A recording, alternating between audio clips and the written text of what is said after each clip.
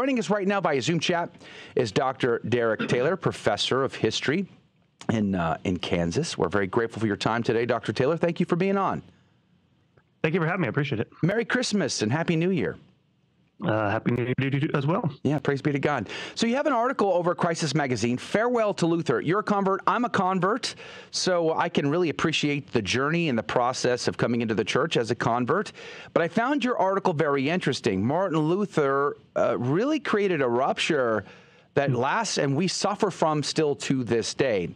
And when I read your article, it seemed like you both understood that problem, that major crisis, the revolution that he kicked off, and yet at the same time have some sympathy for some of the real struggles going on underneath the surface. Tell us about your article. Yeah, this is something that I've been thinking about, wanting to write about for a long time, because I had, and it's in the article, baptized in 2003, but I never stopped kind of working through, was Luther, why exactly was he wrong, right? Like in general, like you believe the church has the authority it says, but, for people who, and I mentioned in the article, I have a lot of friends who are, Protestant from an area as a Protestant area. So we want to get a good answer as to why he was wrong, what was he doing, partly because, people, everyone knows the problems in the church in the late Middle Ages, that it's corrupt, that there are problems with it. Why obey a corrupt authority? Why not, because this is something that, especially I find with Protestants is, I think part of the attraction is the idea of independence. Like, you're independent minded. You don't have to obey. Like, if this person's making you miserable with their authority, why obey? Those sorts of things you want to think through, and why he was wrong, what led him to do those sorts of things, and try to find some sympathy, because I had to teach him in my classes. And I was really, when you first go through this, like, he's an unlikable person. Let's put it that way. He just was very troubled person. And so I was searching throughout for ways to not hate him, which I found, by the way. You were forcing yourself tonight. Let me stop you there just for a sec, because as a convert, I used to listen to a lot of Protestant professors and their sermons, their lectures, a lot of Protestant commentators on Protestant radio, for instance. And when they talked about Martin Luther, they never, ever would mention any of his downsides.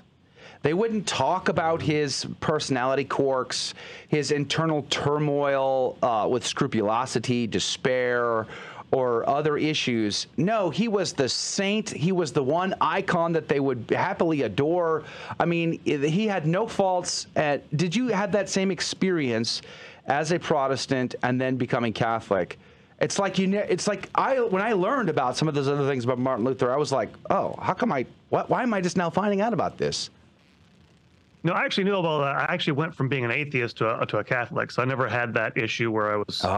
They were hiding things from me. So, and actually, I did know. I knew something about his personality, but I didn't know the extent of it. Like I mentioned some of the books I read in the article, and I mentioned I used to defend him because he said some really awful things about Jews. And I tried to defend him by saying, one of his big debaters at the time was Johannes Eck, Catholic debater, and I defended him and Eck said some nasty people said nasty things about Jews, but it was much worse. It was different. What Luther actually did, I believe, at one point, urge people to burn down synagogues with Jews in them. So he said much worse things. So but again, I tried to define, you're trying to be people hide that, and by the way, that happened at the time. Because he was the one who made the sort of psychological break with Rome, he made that possible. He tended to get, treated with kid gloves by people he was, by the way, trashing the whole time. I'm talking about his fellow reformers like Zwingli and people like that. So because he was so important to the movement, he tended to get treated with kid gloves from a very early period.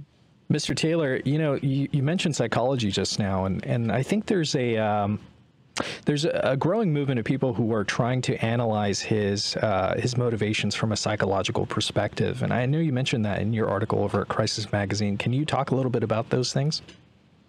Yeah, it's pretty obvious problems he had. I mean, he was a troubled person. That's one of the things that could maybe actually have some sympathy with him. You know, he had issues with his father. His father wanted him to become a lawyer. He became a priest. Someone, I think it was he's a Catholic. A biographer of Thomas More pointed this out. Thomas More's father wanted him to be a lawyer. He went and became a lawyer, whereas the Luther rebelled against his father. So there's things in the background. Lyndall Roper, I read by the best biography I've ever read of Luther, mentioned this. He grew up in a mining family, sort of like he played up his peasant ancestry later on as a man of the people and all that stuff. But he came from when he was growing up, fairly well off, like what would be not middle class, but something like that. But it was a place where it's a business, and so people were very assertive, and he had to be assert himself to to sort of whatever establish his identity there. All this kind of had an influence on him. But people have had a field day for years with his psychological issues. I mentioned a book in the article called Young Man Luther by Erik Erikson, who's a famous psychologist. So there are all these things kind of going on. And just because he had, we know he suffered from depression. I suffered from depression. So I kind of have that. One of the things that made me sympathetic with him. If you've ever really suffered from really bad depression, it can, one of the things that I mentioned in the article is that he was a really angry person. He actually talked about anger being a great thing. And one of the ways, because that's one of the things students, when they interact, even Protestant ones that are horrified by the things he says about people, is that, remember, this is an age before, antidepressants. One of the few ways you can break through that despair is to gin up anger. And so I think that's one of the reasons why he did that. And so things like that people have talked about, scholarship on Luther. Yeah, one thing that I found interesting, two things, I guess. One thing real quick is, On the Jews and Their Lies. It was the book that Martin Luther had published. And I remember learning in a class that the Nazis used that as propaganda against the Jews, that they would publish it, and they took it out to Nuremberg and started presenting it, had it translated into English, circulated in the U.S. and other places. So it's very interesting, that kind of background. But we're right up on a break, but I want to tee this up. One thing, I was just interviewing the Scholastic Thomist, or Scholastic Answers, on my podcast, and we were talking about the history of Reformation theology, because he did his bachelor's and master's in that field when he was studying to become an Anglican priest. And we were talking about this, and he was saying, even among the reformers, you have Zwingli, you have all these, you have Calvin. He said Luther was a very sloppy thinker. He was not very coherent. They kind of got rid of, most people kind of just ignored his theology and his philosophy. He was a very sloppy thinker, and it wasn't so much as an insult as it was a recognition of where he stood in the intellectual tradition. But I just wanted to tee that up, and we'll get to it at the other side of the break. Right before the break, Adrian was asking the question, if you could just pause, put a pin in Martin Luther's emotional psychological problems, and just put that to the side, his intellectual prowess. Does he have some? Is he worth reading at all? If you could just eliminate all of the emotional baggage? Yeah, he's worth reading. I mean, he's not a systematic thinker. He's not Calvin's a real system builder. And so he takes Luther's basic positions and develops them into something that people can actually, they can actually adapt themselves. Luther's a preacher. I mean, he's a rhetorician, really, when you think about it. And that's what he's good at, is rhetorically beating people to death with language in some ways. But he writes hymns. So no, he's not a very consistent thinker. It's not very, if you're judging from that standard, yeah, there's a lot of contradictions, things that don't make sense. His thing he was more of a preacher than anything else. But yeah, you get it pretty quickly that he's not the greatest. He's not the equal of Aquinas. I mean, I've heard this somewhere, that Calvin was sometimes called the Protestant Aquinas, because he was, again, that kind of systematic thinker. But in terms of like insights, yeah, it's pretty clear he is driven, again, by his psychology to make these breaks, some of which are really, they're kind of amazing. I was thinking about this. I mentioned this in the essay. He's the first person to suggest you can have perfect assurance that you're in a state of grace. I was just thinking about Joan of Arc. Like, she was put on trial, and one of the things they tried to accuse her of is that, well, she denied she could know. She knew the standard theological answer was you can't have knowledge of that. Whereas Luther, because of his desperate need for it, it's moving to read it when he talks about this. I think it's in The Bondage of the Will, where he talks about, how awful it was for him not to have that certainty. So you sympathize with that way. But no, to me, clearly his intellectual theological positions are dictated by that, which is why they don't make a lot of sense if you don't share those same psychological starting points. One of the things you quote Martin Luther here, and I found this very, very interesting. It sort of illustrates very well, which is probably why you quoted it, the struggles that are internal to Martin Luther. He says, quote, "I frankly confess that I should not want free will to be given me, even if it could be, nor anything else left in my own hands to enable me to strive after salvation. Because even though there was no dangers, adversities, or devils, I should still be forced to labor with no guarantee of success. If I lived and worked to all eternity, my conscience would never reach comfortable certainty as to how much it must do to please God. I am certain that I please God, not by the merit of my works, but by reason of his merciful favor promised to me," close quote, Martin Luther. You know, this is fascinating because how many millions of people believe in once saved, always saved? And they're not properly addressing some of the sins in their life. They're not, they're not confessing these sins. They're not doing penance for these sins. They're not properly bringing themselves and making themselves right before God. They just believe that it's, once saved, always saved. Because of Martin Luther's internal struggle, now many, many generations are just going along with this. This is a revolution that has affected literally billions of human people over the last 500 years. This is very serious. Yeah, and that's the thing, reading that quote, that was the quotation from The Bondage of Will that I kind of like, that was the first time I looked at Luther and wasn't, because again, that's his debate with Erasmus, and he just hurls nasty insults at him 24/7. This is what my students never liked. But that kind of was revealing, oh, that's what's motivating him. And you mentioned like not confessing your sins, but I would also say that I know a lot of people who think they're sinful and they're not really that sinful. They torture themselves for no reason. Yeah. And both of those things go together, because we all do that. I think we feel bad for things that aren't sinful, and we don't feel bad about things that are sinful. Mm-hmm. And I think you can spin that into, oh my God, I can't control my sense of self-assurance or something. And yeah, I mean, that's the thing that really is about Luther's like, wow, if you're suffering like that and you get that into your head, I can finally see how he did that. Mm-hmm. And yeah, it's based on a misunderstanding, and it's based on a sort of he needed counseling, not having confession, not having those ideas like, okay, I'm relieved of these things now, but also that the other thing is like learning to deal with uncertainty. I've had a huge problem with this in my life. Like you're not gonna have absolute certainty about all the things you'd want to have in life. I mentioned that in our essay, because this is my thought process working through it is, God didn't necessarily promise me that. There's nothing in Scripture like that. There's nothing in the tradition like that. He does promise you his presence. He will never depart from you. That's why Christ came. That's why he became man, those sorts of things. And there is healing for that.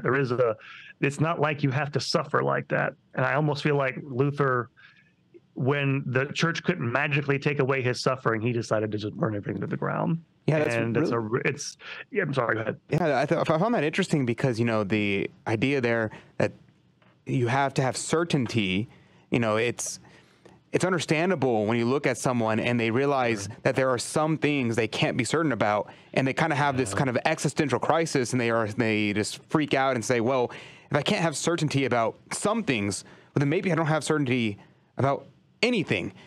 And I'm kind of curious if you looked at this at all about how this kind of elements in Luther affected his destruction of the Holy Mass, because he still kind of had a pseudo Mass, but he gravely destroyed it, and whenever he kind of modified it. Did you think or look at that at all? Well, it kind of naturally flows from his thinking, right? Once you think that the church has been lying to you, then everything, it makes sense of why, okay, Pope's Antichrist, Mass is idolatry. It makes perfect sense then, because all this is fake and false. And so, because the big thing is I mentioned this in there, is like these things are objective realities. The Bible, it's not totally being subjective, but how you know that is they induce that certainty. If they don't produce that certainty, they must be of the devil. And that's where it feeds into his thinking. And this is why I think someone mentioned earlier why people like Melanchthon and later on all the other reformers, they have no use for any of this because they don't suffer from any of those problems. Yeah. They're perfectly confident people. That's why they go in and do the things they do. And so it's a very different approach they take, theologically speaking. But yes, Luther, it's really, I think, a direct correlation to why, okay, if this is not doing this, it must be of the devil, because it becomes, like you said, any certainty becomes dependent on knowing yourself, knowing you are saved. Mm-hmm. And so it kind of poisons everything. And you do see throughout history, certain Protestants, if they share those same problems, they have that same issue. But not all of them do, because it is so rooted in Luther's personality. You know, just sitting here thinking about Martin Luther is a great example of why we have faith and reason, and how our intellect must check our emotions.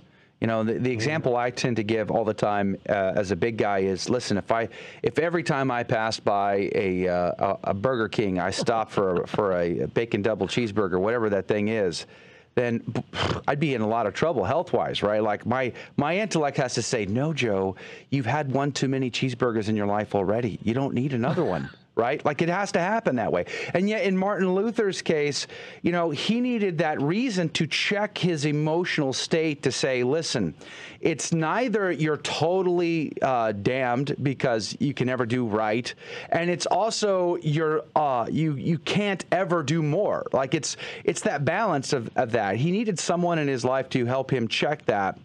And he probably did have people that were trying to help him, and he probably rejected them because he let his emotions rule his intellect instead of his intellect rule his emotions. Can you speak to that? Yeah, you know, the spiritual traditions of the church make clear you kind of have to, you know, the thoughts are your battleground in the spiritual life, and you have to, you know, if you have all these thoughts about, oh God, you have to fill them with better thoughts. St. Paul talks about this. Think of things that are above. Think of things that make you, you know, more assured. Right? There's other ways you can deal with that other than sort of acting out. And he did have people in his life. Oh boy, I can't remember the name. His superior in the monastery, the Augustinian monastery, von Staupitz, did try to help him. Didn't do any good. And you just wonder if it could have gone differently. You wonder, you know, I remember years ago, I had a friend of mine when it was in seminary, he was talking about Luther's, you know, like, because Luther, of course, made a vow that if he survived a rainstorm, he'd become a priest. It's like he said, you know, today they wouldn't let him in the seminary. Not generally a good standard. They have psychological like screening, you know, and so it's just funny. Like, yeah, if he had been, you know, if someone could have reached him, it's hard to say because you get obsessed about these thoughts. And I think he was aware of this, actually. He talks about, I can't remember, I have a phrase in my head I can't remember of his writings, but like you get so obsessed, you get totally sucked into that kind of subjective vortex. You can't get out of it. And the only way to do it is to sort of do crazy things and break out of it. And he did, right? I mean, he kicked out books of the Bible that the church had incorporated, not only in 398 in the latter councils in Northern Africa, but also even before that. You go back to the Muratorian Fragment; those books are listed there. But Martin Luther tosses them out. He adds the word "alone" to Romans, and so it says faith alone. And yet James tells us it's not by faith alone. So St. Paul says you have to work out your salvation in fear and trembling. It's a daily, constant cleaving. Our Lord says, unless you do my will, the will of the Father, then you are not with us. I mean, so it's like the scriptures clearly contradict his theology, his philosophy, and yet Martin Luther allowed his unchecked emotions, his issues, to really create a revolution in the church that has now lasted 500 plus years and doesn't seem to be going away anytime soon. Last thoughts, Dr. Taylor. Yeah, writing. I'm sorry. Yeah, in thinking about him, I think about like modern day political activists, right? You know, if the world doesn't give me what I want, if this institution doesn't give me what I want, it must be oppressive and it has to be destroyed, right? There's nothing I can change about myself. It's the external, it's the objective world, everyone put it that way. It has to be sort of altered. And that goes back to what you said about his changing the Bible, his throwing out, his going back to the Jewish canon because he has to reject the church's canon at that point, those sorts of things. Yeah. And you can't live like that, really. No. not in any perpetuities. We are out of time. Let me recommend Dr. Darrick Taylor's article at Crisis Magazine, crisismagazine.com, saying farewell to Martin Luther. You should check it out. Very insightful. Dr. Taylor, God bless you. God love you. Have a great day.